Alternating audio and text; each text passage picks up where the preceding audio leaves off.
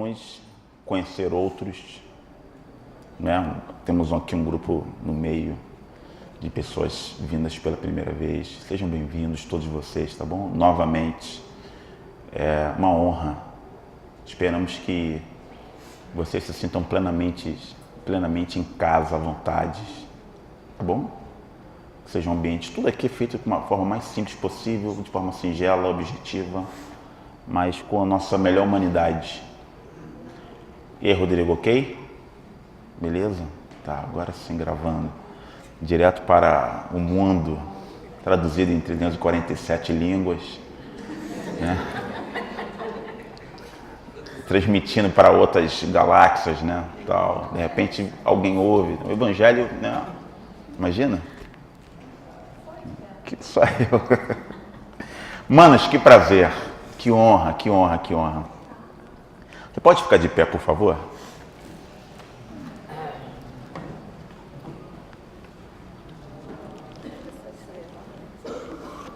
Uma conta aqui, né? Para estar aqui. É. Eu só quero que você fique de pé para quebrar o gelo. Você está muito tempo sentado, entendeu? Para tu amassar a tua camisa aí. Igual eu fiz. Vamos orar? Feche seus olhos, por favor. Pai de amor, querido Deus, nós te pedimos que o teu Espírito nos ensine de fato o caminho que devemos andar. Aperfeiçoe a nossa humanidade em Cristo. Fale conosco. Aqueles eventuais travamentos, aquela dispersão natural do nosso ser, aquela desatenção, as coisas das quais nos habitam e que concorrem com a dedicação à sua voz, que essas outras vozes e energias em nós se dissipem e que a tua boa semente encontre em nós um coração favorável e receptivo à sua verdade. Faça assim com cada um de nós. Em nome de Jesus. Amém. Pode se assentar, por favor, querido.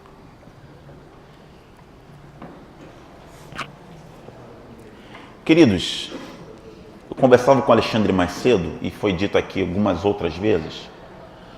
Nós somos habitados por muitos pensamentos, forças, energias que nos constituem como pessoas.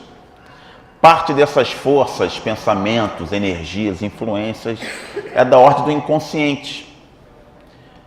Coisas que não sabemos nem sequer nomeá-las ou apontar aonde aquela emoção, aonde aquele ânimo, aquela sensação começou.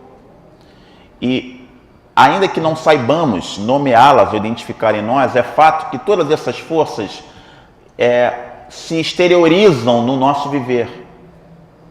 De forma que nós somos um constante flagrante de nós mesmos, a Deus, ao próximo e a nós mesmos. O que acontece é que a maioria das pessoas com quem nos relacionamos também são afetadas por essas forças. Isso não é papo de Freud, da psicanálise, não. A psicanálise se debruçou a estudar, a compreender um pouco disso. Claro, mas não foi criado por esses entes, por esses nomes ou por essas ciências. Isso é da ordem do humano. E isso não só afeta a nossa própria relação com o nosso próximo, como com qualquer outro nível de relação que a gente possa ousar estabelecer, até mesmo com Deus. Então, essas coisas que nos constituem, muitos pensamentos, sensações, emoções, forças, vontades, desejos que nos habitam, se estabelece e se exterioriza na nossa relação com o próximo e até mesmo com Deus, o tempo todo o tempo. O problema é que o outro, que é semelhante a nós, não contempla normalmente todas essas camadas de coisas, mas Deus sim. De forma que o Deus que cremos, o Deus que falamos, o Deus que professamos, o Deus a quem servimos, pode ser também muito de uma invenção nossa. Ele pode ser do tamanho dessas energias que nos habitam, ele pode ser do tamanho desses pensamentos, do tamanho da nossa imaginação. De forma que quanto mais desconectado dessas emoções e pensamentos, mais idealizado ele pode ser. Uma fantasia, como qualquer outra coisa. Só que ele sabe dessas coisas que nos habitam. Eu quero ler contigo no livro de Êxodo, capítulo 2, que conta a história de um cara que estabeleceu uma relação com Deus. E o som deu uma fechada, né, Dico? Aí. Estabeleceu uma relação com Deus muito peculiar, muito própria, muito distinta, muito diferente. E a forma, preste atenção nisso aqui, por favor. E a forma como Deus estabelece a sua relação com os homens, a sua revelação, a sua voz, os seus conteúdos, tem muito a ver com a nossa capacidade de entender o que Ele quer dizer. Porque Deus não é do tamanho das nossas ideias. Deus não caberia nas nossas ideias. De nenhuma ideia. Da mais extraordinária, mais limitada. De nenhuma ideia. Todavia, para que Ele se faça compreendido, para que Ele de fato estabeleça uma relação conosco, Ele precisa usar as coisas que nos habitam. Os nossos pensamentos, as nossas emoções, as nossas questões, essas muitas forças, para que de fato se estabeleça ali uma relação. E a partir disso, eu quero que a gente olhe para a vida desse cara aqui e entenda um pouquinho muito dele, um pouco do mundo dele, e como isso se estabeleceu na relação entre ele e Deus, Deus e ele, e como isso tem a ver com a gente. Beleza? Está aqui? Você está aqui? Está comigo? Ok. Êxodo capítulo 2. Fala de um camarada chamado Moisés. A exemplo de uma última pregação, ou penúltima que a gente teve aqui, eu vou ler algumas partes do texto, explicando eventuais significados. A gente precisa ler um pouco para aprender a ideia. Então, se eu parar no meio do texto comentando, você não perca o fio da meada. Ok? O povo de Israel estava preso no Egito. Havia uma grande fome naquele mundo antigo, de forma que quando José estava lá, servindo a Faraó, num alto posto de gerência, havia fome no mundo, e o povo de Israel migrou para se abastecer lá, no Egito. E lá foi ficando, houve uma grande migração para o Egito Antigo, que era o celeiro do mundo. De forma que o povo de Israel cresceu no Egito, muito numericamente. E esse avanço numérico, demográfico, dentro do próprio Egito, se constitui uma ameaça para o Egito. E Faraó pensou, preciso frear o crescimento desse povo, porque eles vão ser muito numéricos e podem se rebelar contra o Egito, contra a dinastia. E houve duas forças, basicamente, que o Faraó usou para limitar aquele povo. Um foi o trabalho forçado, trabalho escravo, subjugou a força deles, ocupou o povo através do trabalho. E outro foi um decreto em que ele queria matar todos os meninos nascidos no Egito, para que assim a raça ou a espécie fosse se enfraquecendo na sua liderança, né? Ele entendia que o nascimento dos meninos representaria uma ameaça. Então, nesse contexto de servidão, de um povo sem um território, de morte dos meninos, Moisés vem e nasce. Ok? Capítulo 2 de Êxodo começa assim. Fosse um homem da casa de Levi e casou com uma descendente de Levi. A mulher concebeu à luz a um filho.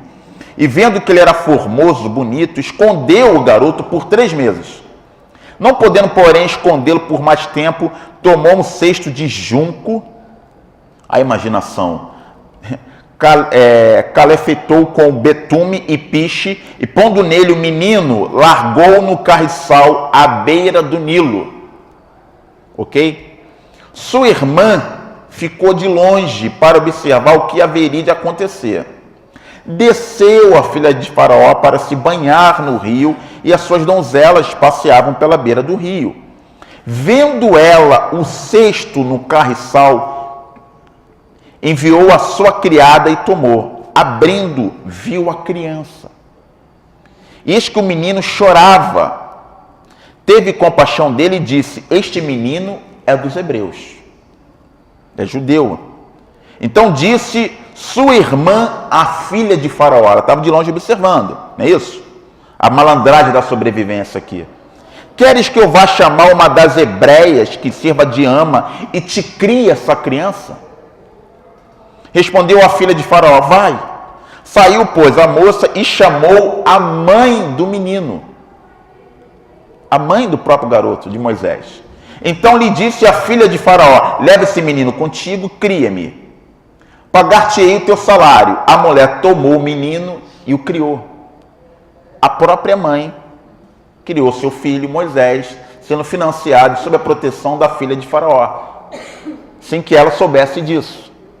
Ok? E a menina, a irmã, a sapequinha inteligente, letrada na sobrevivência, intermediou esse meio de campo. Versículo 10. Sendo o menino já grande, ela o trouxe à filha de Faraó, da qual passou eles a ser filho. Esta lhe chamou Moisés e disse: porque das águas o tirei. Moisés foi o nome dado pela filha de Faraó, não pela mãe. Ok? 40 anos depois, vocês estão lendo lá, né? Por isso que...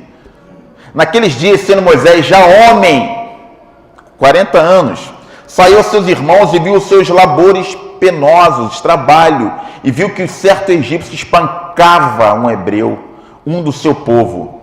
Olhou ele de uma banda a outra, e vendo que não havia ali ninguém, matou o egípcio e o escondeu na terra. Saiu no dia seguinte, e eis que 2 hebreus estavam brigando também. O cara era um juiz, ele era um defensor, um homem indignado com a injustiça, um senso de proteção forte, de liderança, e disse ao culpado: por que espancas o teu próximo? Ó, já estava se identificando com o povo. O qual respondeu, o hebreu respondeu para ele: quem te pôs por príncipe e juiz sobre nós? Pensas matar-me como mataste o egípcio? Não podia ser diferente. Temeu Moisés, teve medo e disse: com certeza me descobriram. Informado deste caso, procurou, com certeza descobriram. Informado desse caso, procurou Faraó matar Moisés. Porém, Moisés fugiu da presença de Faraó e se deteve na terra de Midian e assentou-se junto a um poço. Ok? Fugiu do Egito, largou tudo agora. O sacerdote de Midian, daquela terra, tinha 7 filhas, as quais vieram a tirar água e encheram os bebedouros para dar de beber ao rebanho de seu pai. Então vieram os pastores e a enxotaram dali. Os pastores não queriam que as mulheres pegassem água. De novo Moisés. Moisés, porém, se levantou e os defendeu, e lhes deu de beber ao rebanho. Tendo elas voltado a Reuel, possivelmente é outro nome de Jetro lá, o sacerdote de Midian, seu pai, este lhe perguntou: por que vieste hoje mais cedo? Responderam elas: um egípcio, olha como ele foi identificado, nos livrou da mão daqueles pastores, dos chatos lá, dos donos do poço, e ainda nos tirou a água e deu de beber ao rebanho. E onde está ele? Disse as filhas: por que deixaste lá o homem? Chame para cá, para que coma pão com a gente. Moisés consentiu em morar com aquele homem, e aquele homem deu a Moisés sua filha Zípora, a qual deu à luz. Moisés tomou Zípora por mulher, deu à luz a um filho a quem chamou Gerson. E aí Moisés fala um pouco de si mesmo, ele fala: sou peregrino em terra estranha. É o significado do nome Gerson, ok? Decorrido muitos dias, morreu o rei do Egito, os filhos de Israel gemiam sobre a servidão por causa dele, clamaram ao Senhor, Deus ouviu. Ouvindo Deus o seu gemido, lembrou-se da sua aliança com Abraão, com Isaque e com Jacó. E vi Deus os filhos de Israel e atentou para a sua condição. Ok, olha aqui para mim. Então, um menino que é posto dentro de um cesto, passado lá betume, piche, ficou à beira do rio, ok? A mãe, com medo dele morrer, obviamente, por uma ação divina, inesperada, inusitada. Ele foi criada pela filha de Faraó, foi criada pela própria mãe até certo tempo, sob tutela da filha de Faraó. Você tem aqui um hebreu que foi criado na cultura egípcia. Sobre Moisés, Estevão, no capítulo 7 de Atos, diz que ele era homem versado na cultura egípcia, eloquente em obras e língua. É o que Estevão fala sobre ele. Ele foi criado lá até os 40 anos. Então, tudo do bom, do melhor. Mas esse sujeito larga tudo porque se envolve numa briga, movido por um senso de justiça, por uma identificação com aquele povo, e foge. Então, a gente está falando de um homem que tem, sim, uma identidade a ser buscada. De um cara que tem dentro de si algumas indefinições sobre a natureza do seu povo, sobre, de fato, a quem ele pertencia. Porque ele saiu de lá quando, de fato, ele defendeu um hebreu. As mulheres identificaram como um egípcio. E ele confessa essa instabilidade dele, ele se confessa um estrangeiro no seu próprio caminho, quando ele tem um filho e diz: o Senhor me deu um filho em terra estrangeira. Era o nome de Gerson. E aqui vai entrar numa parte crucial da vida dele, quando ele é chamado por Deus para assumir um papel diferenciado na sua vida. É o que segue o capítulo 3, a chamada de Moisés. E Moisés passou a ser pastor de rebanhos. O capítulo 3 diz: apacentava Moisés o rebanho de Jetro, seu sogro, sacerdote de Midian, e levando o rebanho para o lado ocidental do deserto, chegou ao monte de Deus, o Horebe, ou Sinai. Apareceu-lhe o anjo do Senhor, numa chama de fogo, no meio de uma sarça, uma árvorezinha. Moisés olhou, e eis que a sarça ardia no fogo, porém não se consumia. Olha que loucura, cara. Para alguns Deus fala em sonho, para outros aparecem seres humanos, como para Abraão, não é isso? Sinais, estrelas. O cara viu um fogo numa árvore que não queimava.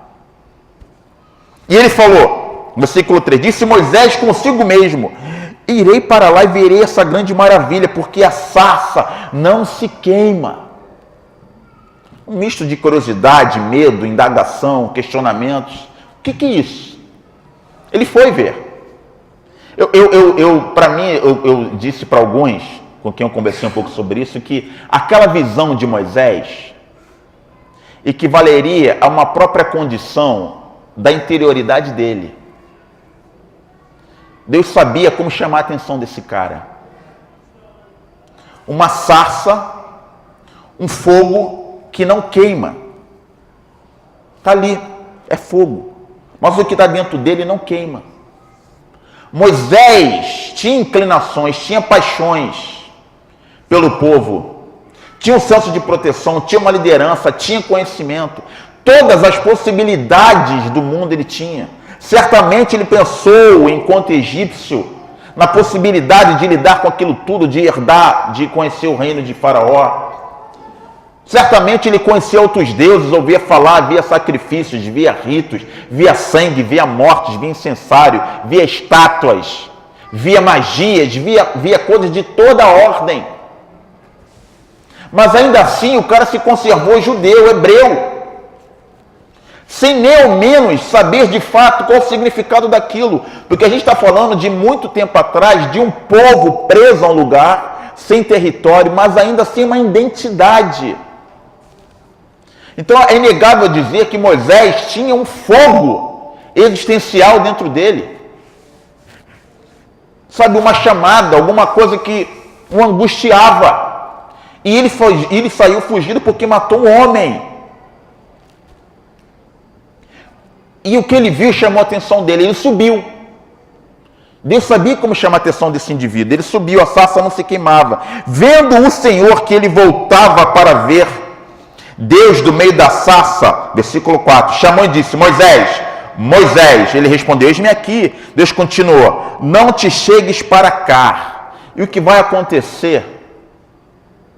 E o que vai acontecer em seguida é uma forma de Deus dizer, rapaz, você está adentrando e está inaugurando agora um outro nível de relação, um outro nível de vida. Agora eu vou te marcar, você é estrangeiro, você é um transuente para lá e para cá e para lá, é isso? Você está buscando uma identidade? Deus diz para ele, no versículo 5, tira as sandálias dos pés, porque o lugar que estás é terra santa. O Horebe não é santo, o Sinai não é santo, nenhuma terra pode ser santa para Deus. Lembra do que eu falei das nossas interioridades?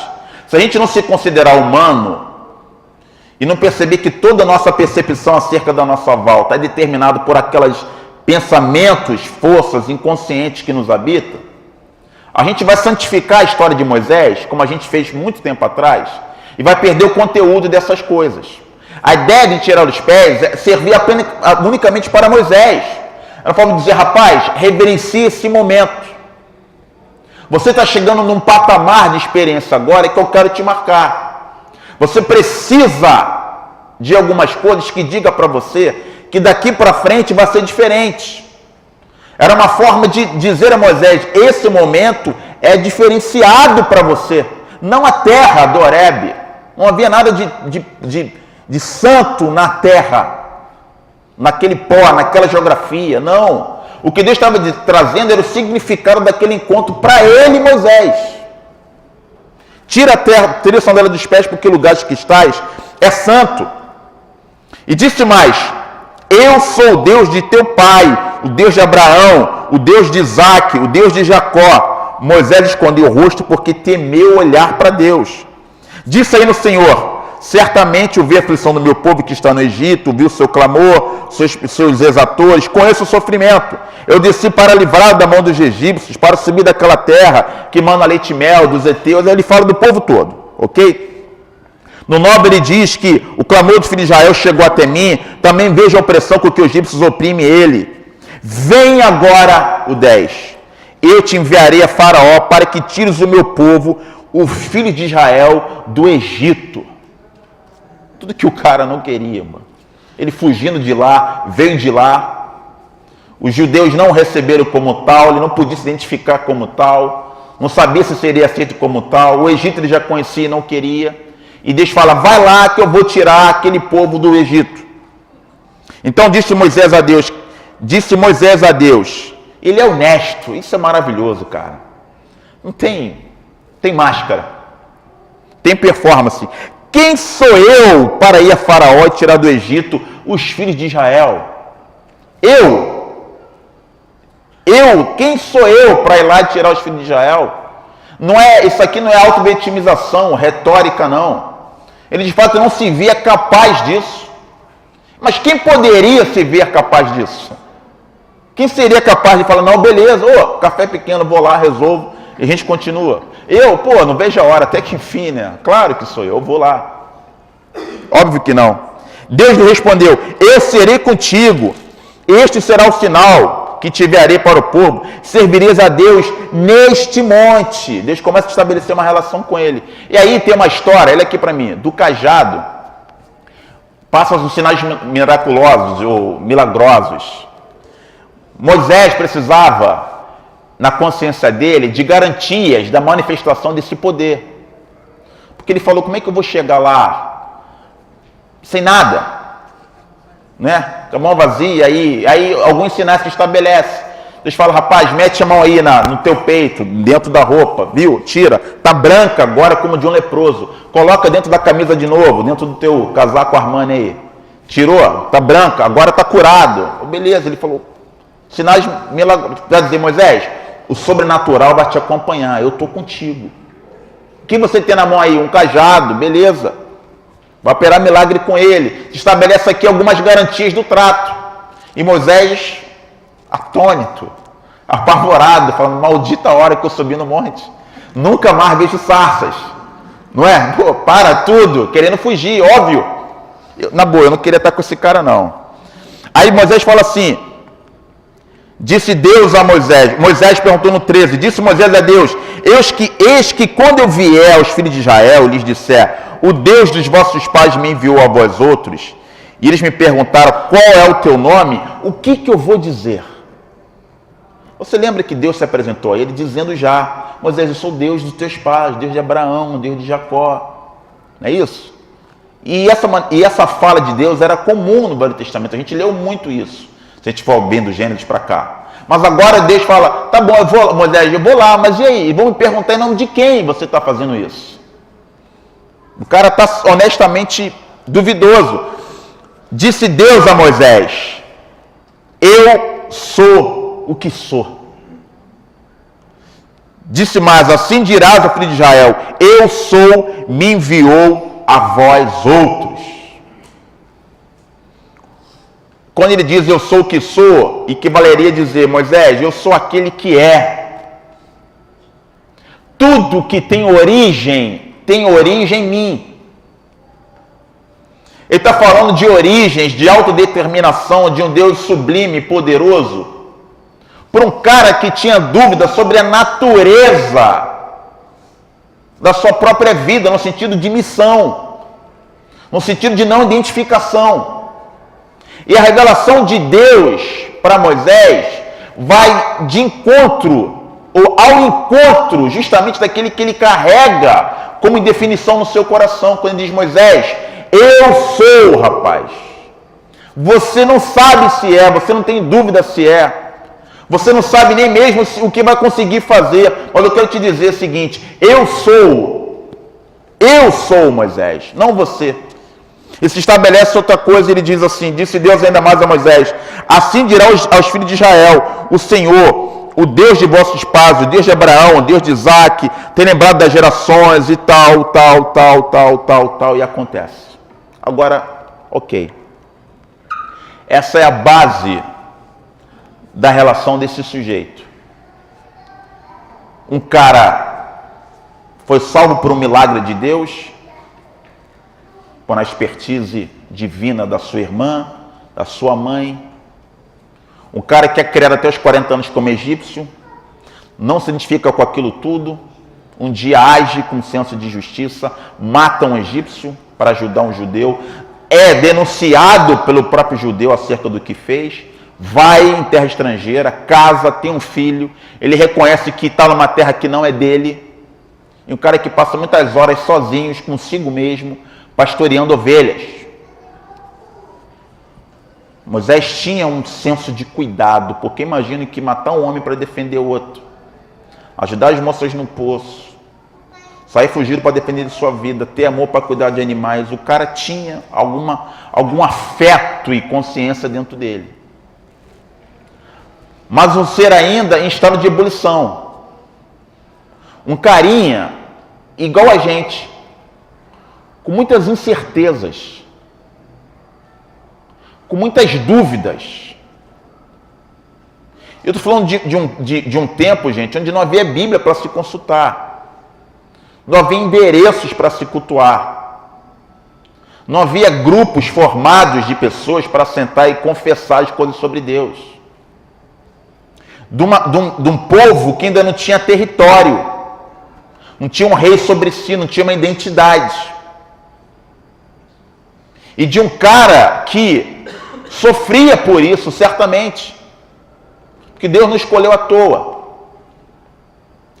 Moisés goza de uma relação com Deus muito diferenciada, que é oriundo desse ser que se confessa errante o tempo todo.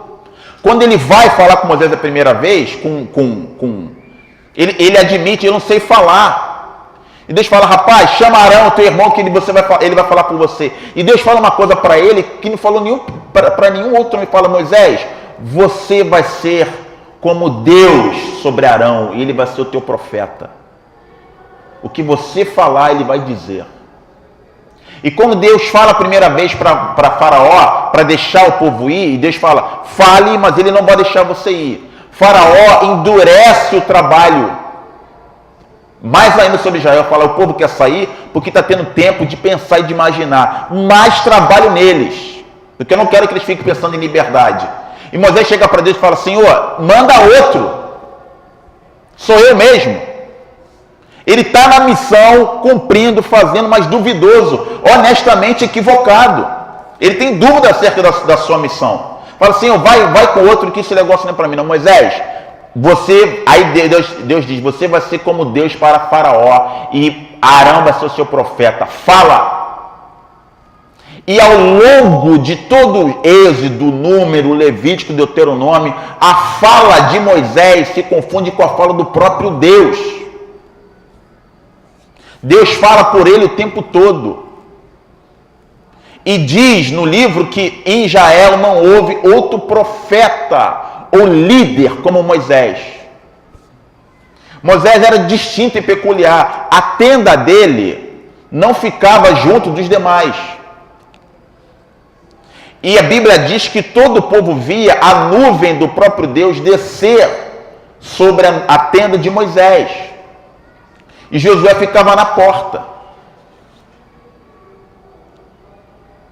Um cara que gozou de uma intimidade de forma muito peculiar. A identidade dele, o seu caráter, aquilo que havia de melhor em si mesmo, foi sendo forjado à medida em que ele se relacionava com Deus, a partir das suas próprias fraquezas, de forma que existia Deus, o povo e Moisés intermediando.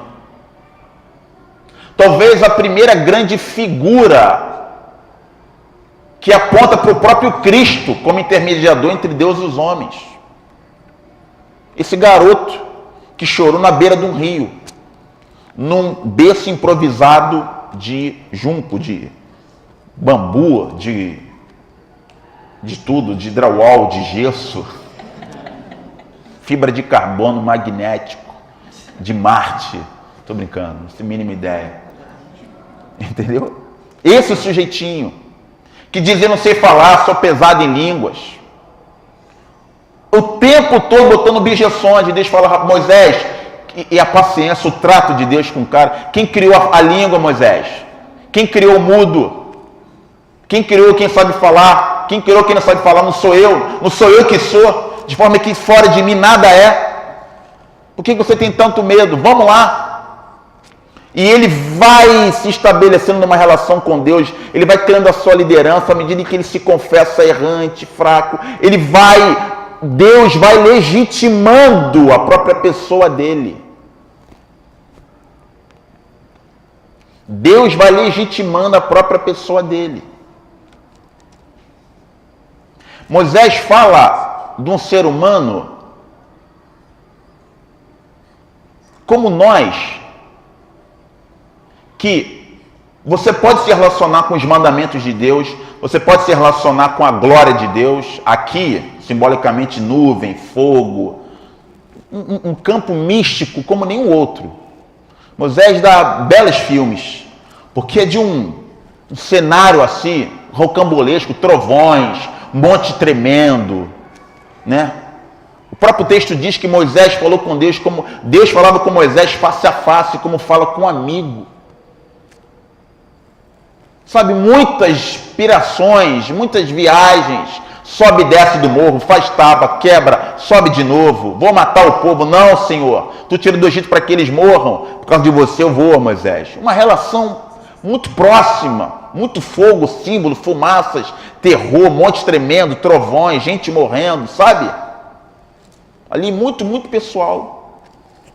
Agora você pode se relacionar com os mandamentos de Deus como povo, você pode se relacionar com as nuvens, você pode se relacionar com a voz de Deus, você pode se imaginar com uma ideia de Deus, você pode se imaginar com muitas coisas sobre Deus, com o povo de Deus, com os cânticos de Deus, você pode se relacionar com a palavra de Deus. Mas o fato é, se você não se enxergar ou se não se perceber como esse ser dúbio, errante, estrangeiro, sem lugar certo, como Moisés, você dificilmente vai conseguir se relacionar com a pessoa de Deus. E você vai ser povo, mas nunca um Moisés. E não me refiro a Moisés na grandeza do chamado, não, de libertar o povo, não. Ele foi único, ele foi melhor nem pior do que ninguém, um cara peculiar. Mas peculiar porque talvez tenha sido o primeiro que tenha admitido de fato tantas coisas ruins dentro de si, ou que se permitiu ser tratado ao longo do caminho. Moisés foi um cara tão diferenciado que não entrou na terra do qual ele levou o povo. A palavra diz que o próprio Senhor o sepultou. E até hoje não se sabe o lugar da sua morada. Porque um cara que experimenta o sobrenatural como ele, não faz sentido ter um lugar na terra, ter uma porção, ter um cantinho, ter uma tenda. Não dava para tratar das coisas humanas, corriqueiras, de forma tão comum. Um cara que vê Deus face a face. E eu não sei como seria isso, sentido metafórico pleno, não sei. Aí a imaginação da gente voa, mas é o que se diz. Você acha que um cara que goza desse nível de mistério, de transcendência, vai conseguir descer e tratar de forma corriqueira com os homens? E um cara que nem sabia nem para onde ir. E continuou não sabendo. Porque ele percebeu que o coração dele, que essa chama apontava para uma outra dimensão de vida. Esse cara quebrou tábua quando viu o povo dançando em frente ao bezerro de ouro que Arão fez. Muitas coisas, com ira, com raiva. Mas Moisés diz desse cara que ele goza de uma linha tênue, de uma intimidade com Deus. Você está me entendendo? Você está viajando comigo? Não faz sentido para você isso? Não faz, né? Então a gente para por aqui, tá bom? Eu sei que faz e não faz. Vai fazer aos poucos. Não é? Essas coisas vão se encaixando devagarzinho dentro da gente. É louco pensar nessas coisas. Não é? Isso não parece algo comum, né? De se falar ou ouvir. E a gente endeusa o cara o tempo todo, a gente se apega ao monte, aos raios, às nuvens, não é? Ao trovão, né? Ao anjo do Senhor, ao povo, às grandezas, ao mar aberto, beleza. Mas o povo continua sendo um povo medíocre, terrível, apesar de tantas coisas, cara. Assim que Moisés foi falar com Deus e demorou, quando ele ia descer com as tábuas, o povo falou: Arão, Moisés está demorando, a gente não sabe o que é dele. Vamos fazer um Deus que se constitua como nosso líder e que nos siga no caminho. O povo, cara. Deus mandou maná e comeu no outro dia. Pô, tirou a gente do Egito para a gente passar fome. Lá a gente trabalhava, mas tinha pão. Lá a gente tinha o povo. E Deus diz que Moisés falou, o próprio Deus falou para Moisés, o povo é de dura cerviz, cara. Porque nunca encaixou aquele negócio no coração do povo. Era performance, era um grande, evento sobrenatural. Mas o coração nunca entrou, cara. Nunca entrou. Gente que se relaciona com o milagre, com o mistério, com a grandeza, com os fatos sobrenaturais, mas é de coração duro. Que o cara não se enxerga. O tempo todo não se enxerga, cara. Come pão descendo do céu, vê milagre, vê mar abrir, vê fogo, vê coisa que nenhum ácido, nenhuma droga faria capaz do cara viajar tanto, mas o cara continua mesquinho, tacanho, medíocre de coração, brother. Porque ele não consegue, aquele negócio não entra na cabeça dele, entende? Um povo que está no deserto o tempo todo. Entra na terra, mas a terra não entra nele. O cara está pensando na terra, e nunca chega lá. Então, tomar a Deus que de fato isso diga alguma coisa para a gente. E que muitas outras considerações eu te digo. Leia o que você puder. Viaja nesse cara. Veja a forma do que aconteceu com ele. Paulo falou que o rosto dele resplandecia, que ele botava um véuzinho no rosto, lá em Coríntios diz. Paulo denunciou ele, cara, para não mostrar que a luz do rosto dele se desvanecia. Então ele saiu da glória, ele saiu da presença de Deus com o rosto muito aceso, mas com brilho. Depois ele passou a botar um véu, porque não queria que os outros percebessem que aquela luz se desvanecia. Ele continuou grande líder, não egípcio, judeu até certo ponto, mas não era contado com o povo, não entrou no povo. Tinha uma química só ele e Deus e ele. Entende? E é aí que eu quero chegar, cara. Você pode tanto mais em Deus, mano. Deus pode tanto mais em você. Não se contente em andar na massa do povo. Por favor. Não se contente em ser contado numericamente como o povo de Deus. Estabeleça você as suas relações. Abra essa alma para Deus, essa cabeça. Não tenha medo de duvidar, ou de dizer que não entendeu, ou se não crê, ou dizer, eu não criei. Como é que é isso? Mas, por favor, se humanize. Como você se relaciona com a sua humanidade, com as suas limitações. Como você se relaciona com tantas fantasias ou ideias de Deus que podem te habitar, mas que, de repente, essas ideias de Deus que te impedem de se relacionar com Deus. Porque o povo chegou no momento e falou, Moisés, sobe você, a gente não, que a gente vai morrer. Vai você mesmo. Sendo contado, servido, mas longe de Deus. Tão longe como qualquer egípcio. E Deus amou o povo porque ele amou o povo. Não havia nada de especial no povo, não. A gente idolatra Israel como se fossem maravilhosos. Não tinha mérito nenhum neles, não, pô. Como não tinha na gente. Isso é uma tara boba. Porque Deus se relaciona com indivíduos. Com indivíduos. E eu quero muito te provocar em nome de Jesus a você achar esse lugar. Essa dimensão. Que o teu lugar não é lá, teu lugar não é no Egito, teu lugar não é entre os povos de Israel, teu lugar não é no deserto, teu lugar não é na terra que mana leite e mel, teu lugar é nessa estrada se relacionando com o eterno, entende? Ele é a sua porção. Isso que Jesus veio fazer. Dizer, olha, sejam humanos, por favor. Esquece a fabulosa e fantástica ideia que você possa ter de Deus e, de fato, se relacione com Ele. Mas isso é impossível se você não abraçar as complexidades e limitações da sua humanidade. Entende? Isso tudo passa por esse carinha chamado Moisés. Que eu acho ele fantástico, mas eu não queria estar na pele dele. De jeito nenhum. Subir monte com pedra, descer, acordar às 3 da manhã, preparar. Estou fora. Não, uma rotina muito pesada dele. Graças a Deus por Jesus Cristo. Graças a Deus por Jesus Cristo. Deus homem. Deus com cheiro, Deus com pele, Deus com cor. Não Deus monte, não Deus fogo, não Deus fumaça. É muito místico para mim, é muito barato, não dá não. É melhor, entende? Serviu lá, mas aqui não. Amém? Beleza. Que lição, Alexandre? Me desculpa se eu passei do seu tempo.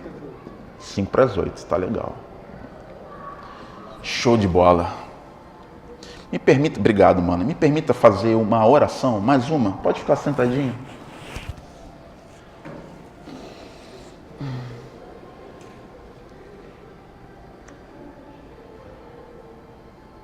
Eu não sei de fato o significado, as implicações disso. A estranheza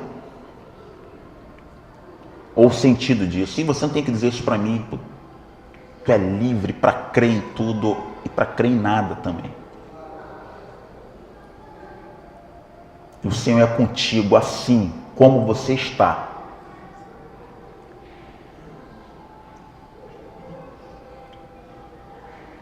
Mas eu sei que boa parte de nós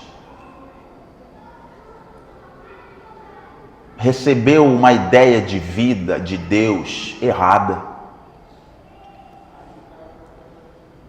Porque no fundo é bom comer o maná, é bom não morrer no Egito. É excelente ser salvo, saber da vida eterna, ouvir falar da graça. Mas essas coisas em si mesmas, sem a experiência do eterno em nós e de nós no eterno, não criam em nós um novo homem. Não faz da gente alguém que goza de um nível relacional distinto, como foi com Moisés. Ter um senso de pertencimento de grupo é maravilhoso. Saber que a nuvem nos acompanha como acompanhava o povo no Egito é maravilhoso. E que a coluna de fogo está nos protegendo é maravilhoso. Saber é maravilhoso. Mas viver e experimentar é mais. E eu peço para que, em nome de Jesus, a sua alma floresça para esse nível de relação. Não necessariamente místico e sobrenatural, mas sobrenatural sim, porque transcende a nossa própria humanidade, apesar de usar a nossa humanidade para isso. Essa é a minha oração. E que essa nova consciência e provocação do Espírito nos habite em nome de Jesus Cristo, e apesar de nós mesmos, e que Ele explique tudo quanto nós precisamos saber, por misericórdia e amor dEle, em nome de Jesus. Amém. Amém. Obrigado pelo seu carinho e paciência ouvir.